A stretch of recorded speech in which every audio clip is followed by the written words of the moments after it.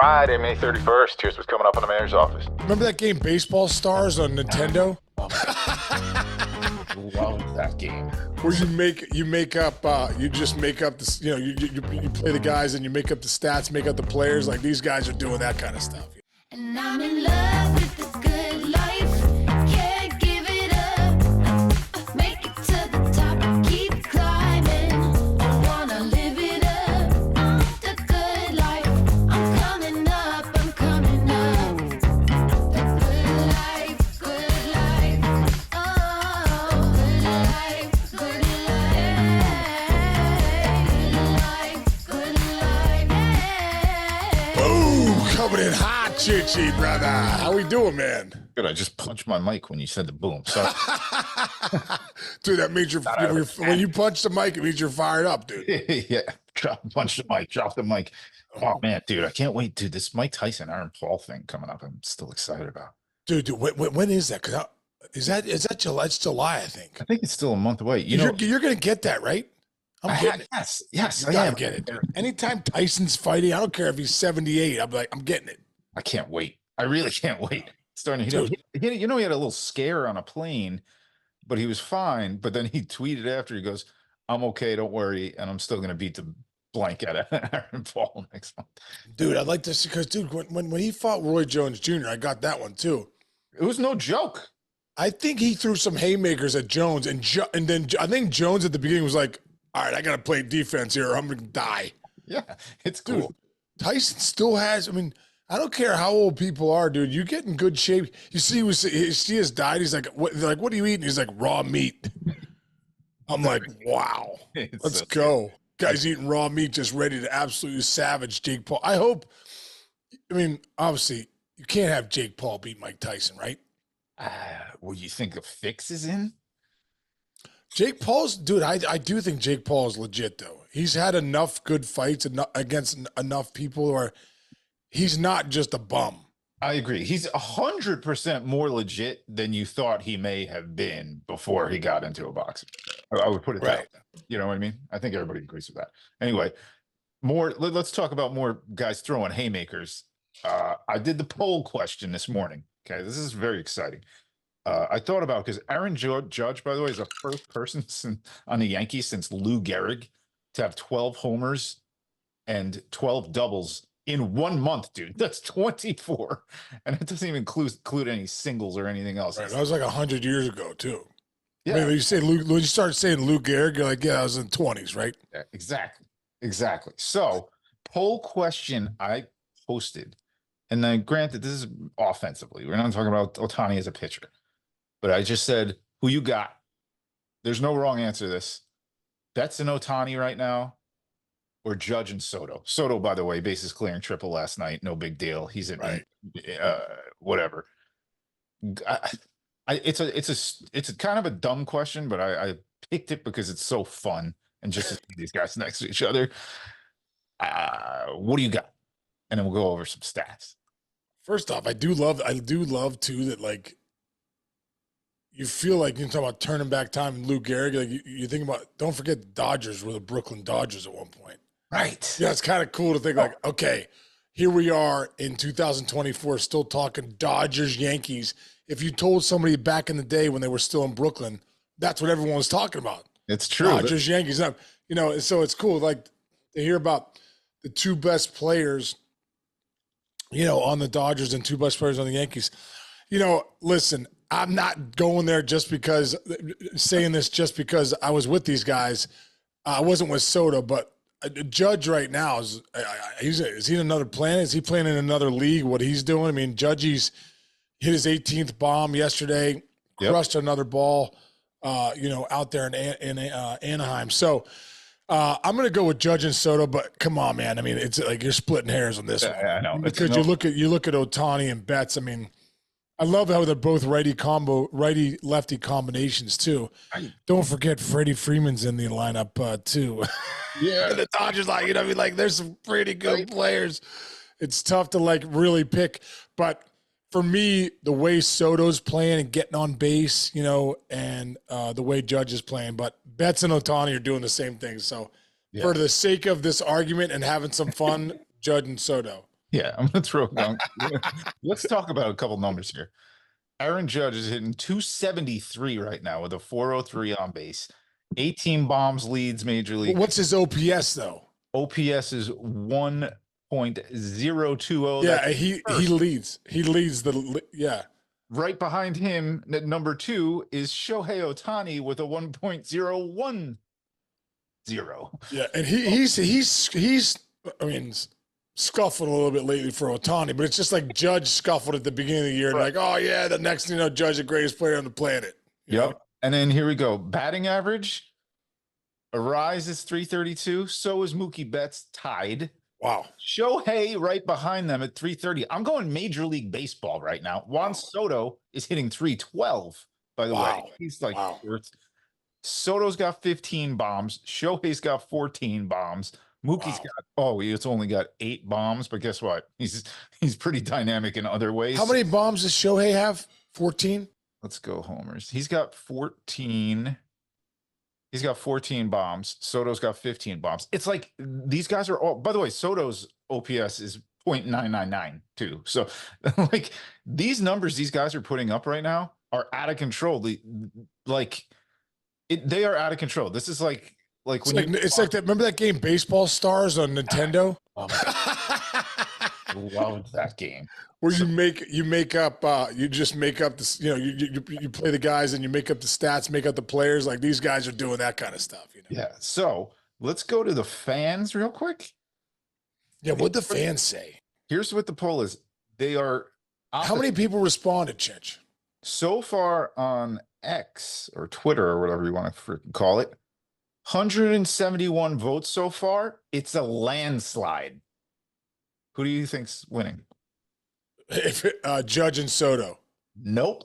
Whoa! On X, 73% say they take Betts and Ohtani over the 27% that said they would take Soto over. Wow. Little different on Instagram here. Hold on. Let's see. What do we got for this one? Instagram, complete opposite. Soto and Judge, 62% votes. I can't see the votes here. Betts and Ohtani, 38%. Wow. I guess I'm assuming Instagram is less votes though. way less votes so far. And it's only my story, so it's not like, like on Twitter or X, they sit up there forever. So that's probably a little more consistent of a vote. Wow. It's very interesting. Dodgers fans also probably are on Twitter more than Yankees fans. I don't know why I think that. Well, is that weird that I think that? I don't know. I just feel like people from LA are just like locked in on their social media accounts more than people in New York. Probably. I'm getting in so much trouble for that. Probably for saying I'm a New Yorker. What can I say? Anyway, I don't know. I just thought it was an interesting thing. Pretty cool. I think it's cool, dude. Like I said, man.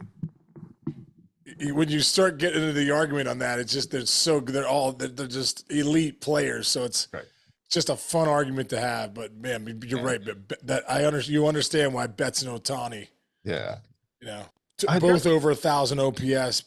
The average for me, I love the batting average that they're both hitting 330. I think that if there was ever a separator, it would be that. But the way Soto gets on base and Judgy too. I mean, you look up last night. I think they walked 8 times. They had 8 hits and 10 walks or something. Soto had 2. Judge, those guys get on base. Bases loaded. If they're not hitting 330, they get on base. Let me throw one other thing out there too. By the way, so game was fairly tight last night. Yankees have the bases loaded. Volpe up, still had not extended his hit streak. Works a battle count, gets full, and walks. That's how good that guy's head is, that he's not like, oh man, it's the hit streak or the at bat. The dude walked. He could have taken a swing. It was a fairly close 3-2 pitch and walked. So that team is walking. Both teams. Good for Volpe too. 21 game hitting streak's incredible, man. Yeah, it makes me feel good too. That means we're tied. I got a 21 game. He has a 21 game. There you go. Hey, a lot of social media out there gives you a lot of credit for kind of putting the base behind him. And now, the hitting coach is there now doing a great job for him too. So. Yeah. James Rowson's great, man. Yeah. Rowson's awesome. I mean, clearly Rowson's awesome. They're leading the league in every single category. Exactly. Yeah. Hey, June 7th, 8th, and 9th. That is a couple days away. Dodgers at Yankees. Friday, Saturday, Sunday weekend series. That's gonna be packed. I might have to try to get in. You're gonna have to go to those games. Yeah. Now let's go back to the NL, stay on the East. We'll merge the NL and the AL here. One team that's struggling real bad right now, who just lost their star, is the Braves, dude. And we're a little bummed out about that. Obviously, you always want the great players on the field. Right. Bigger issue. I found this stat. I forgot who said it, but the Braves are 0-14 in May when the opposing team scores more than 2 runs. Wow. So if you score 3 against the Braves right now, you're beating them.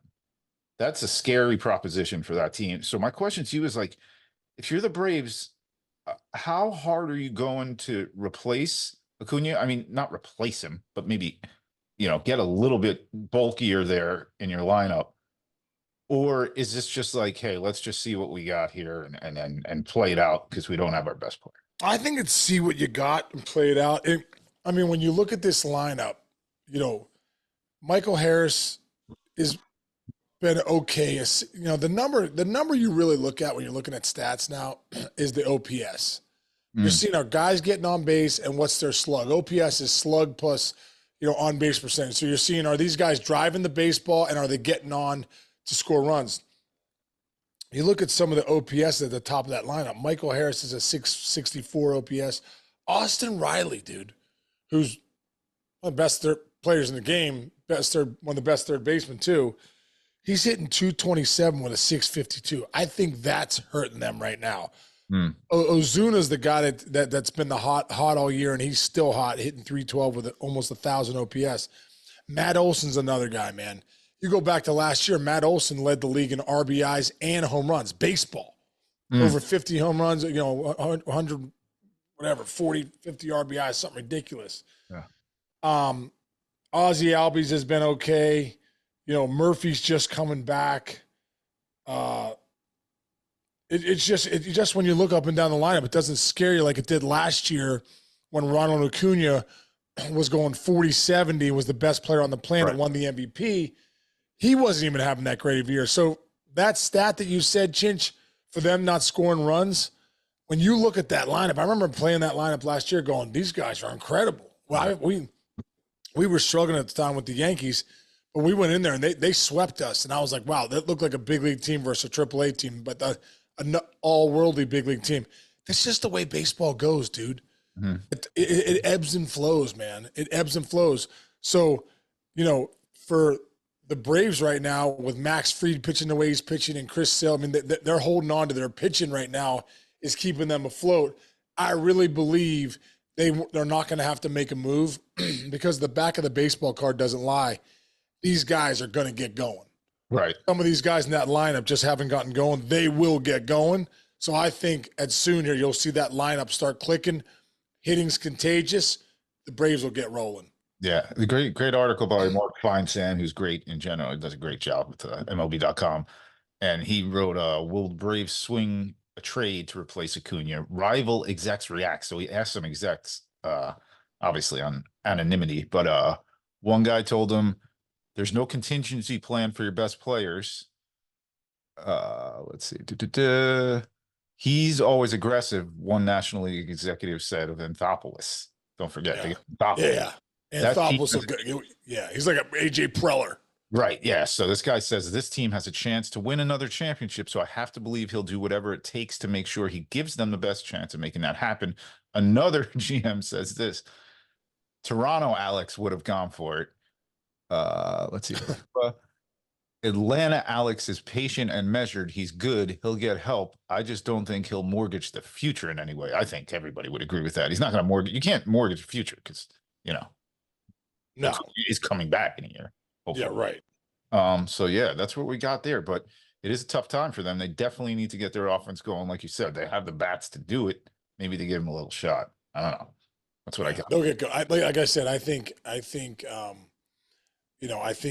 Austin Riley, he's the guy. When he gets going, I think this lineup will get going.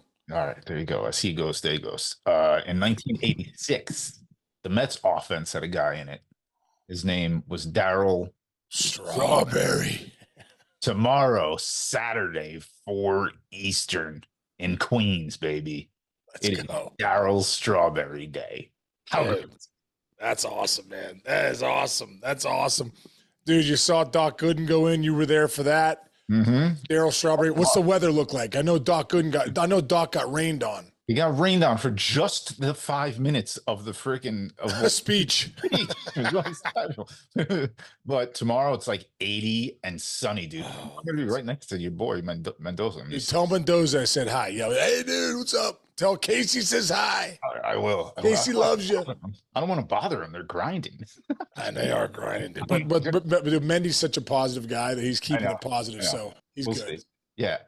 That'd be cool, man. Darryl Strawberry. So they're retiring his number, right? They're retiring his number. So Gooden and Strawberry's numbers retired. That is so cool, man. Great so move cool. by Steve Cohen and the Braves. Yeah, that's good for Stevie Cohen for doing that. Yes, I agree. Yeah, so there's going to be a Doc bobblehead there. The other thing that I'm very excited about, which I will partake in, Shake Shack giving out vouchers for free. They're bringing strawberry milkshakes tomorrow. Ooh, yeah, baby. You don't normally do strawberry milkshakes at the Shake at City. I'm crushing at least 2. Dude, Shake Shack's got good shakes too. I know. Remember back in the day when the I forgot about this. I think I probably have a video of it on my phone somewhere.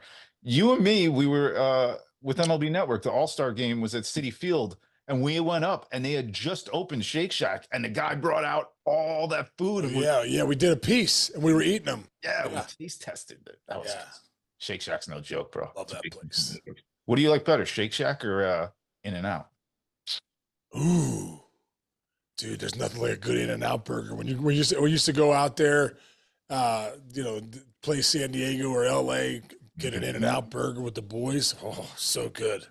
I don't think you were there, dude. And when was the? I think Shake Shack's got a little better. A little better burger? I don't know burger, but just overall feel. I don't know. I got to go with the In-N-Out burger, dude. It's tough, man. I think when we did the back at the network again, when LA had the WBC championships, Tony Petitti in all of his glory got In-N-Out to bring a truck, a bus. So when we were done with the post-game show of the WBC championships, there was just a huge bus there, and they were giving us out free. Dude, leave it to Tony Petitti to deliver. He was the great catering boss I've ever had. Nobody catered like Tony Petitti. Because he liked to eat, man. He's the Italian. Exactly. The Italians don't mess around with that stuff. Anyway, all right, what do you got going this weekend? Oh, what should we do? Dude, Carly, I got Carly, my daughter's graduation. This is Carly's last day of high school today. Tomorrow we got a big graduation party for her, so I'm really excited about that. You haven't watched License to Drive yet, though, have you? No, but I told her that was our next movie. So you hasn't seen it yet? I got it in the hopper, bro. I told her, I said, listen, Chinch says License to Drive. It's in the hopper. I actually watched some clips of it the other day because I got so excited about it. Somebody wrote back on our YouTube channel that they were like, License to Drive, my favorite movie of all time. Are you serious? Dude, it's really funny. Corey Haim, Corey Feldman. Dude, I also got the Gooch, my buddy Tim McGarvey. Yeah, he's an avid listener. So thanks for listening, brother. And his brother Connor. But he texts me. He's like 16 Candles, Back to the Future, Ferris Bueller's Day Off, Footloose. Has she not seen Ferris Bueller's Day Off yet? I don't think so. That's another one, huh? That's another one. I'll get it in before she goes to college. I got a couple months. I got to get Ferris Bueller's Day Off, 16 Candles, Back to the Future, Footloose is a great one, dude. Yeah, those are all great. And also Dirty Dancing. Oh, that's a great. Dirty. Nobody puts Baby in a corner like Chinch. Maddie Chinch. That's what you say, right? Isn't Baby? Yeah, that's Alicia. Nobody puts Baby in a corner. That's so good. All right. I gotta pick up. What are you doing this weekend, Chinch? I'm going to both games in City. Good. So you're just Metsing it out. Metsing it out. No pool. No pool. Oh, there'll be pool. There'll absolutely be pool. There's been pool all week, dude. You see this starting to get some color in my skin for the first time. You're looking good, bro. You're looking good. All right, dude. All right, man. Congratulations to Carly. Tell her for me. Thank you, dude. I will. We will do a flashback tomorrow. We'll text on Yeah. Yes. when we bring it back. So Saturdays you're gonna get your flashback interview with one of our famous guests. No doubt, it'll be a good one. Dude, when Carly was going to school this morning, I gave her a hug. I started to cry. Dude, my little girl, my first little girl, like, remember her going to like kindergarten. Now she's like graduating high school and like going, you know, when your kids, they're going away. She's going to college. I got a couple more months with her, but she's going to college. Yeah, well, and think about it. I'm sure the conversations you've had over the last however many years driving her to school and stuff like that. Yeah, dude. Hey, man, that's why you came home this summer, you know? Exactly. That's the reason, dude. That the moments like that are the reason, you know, you want to be home. But, you know, at the end of the day, I say, you know, listen, is there some sadness? Yeah, but there's also some joy to say there's new season of life. I always say, seasons of life. This is a season ending, and a new season is going to begin in a couple months. Enjoy the summer, you know. So it's a good way to look at life. We all have different seasons of life that we're, you know, navigating. You know. Well said. Let's end on that. That's a good high.